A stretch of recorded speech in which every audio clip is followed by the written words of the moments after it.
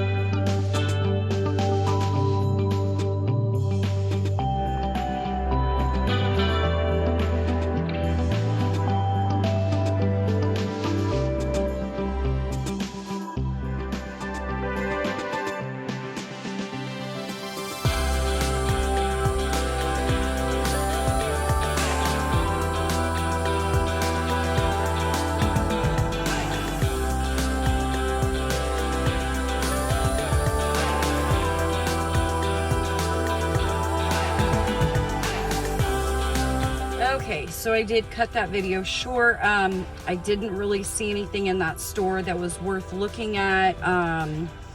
Everything was just kind of picked over. So yeah, that shopping haul was a fail, but maybe next time we will have a better experience. So let's just give it some time. We'll go back in there, do another browse around, and we'll see how it goes. Keep an eye out for that video, and keep an eye out for any videos that I may post coming up. And I hope y'all enjoyed this little sorry haul, shop with me video, whatever it is. And I hope y'all have an amazing day.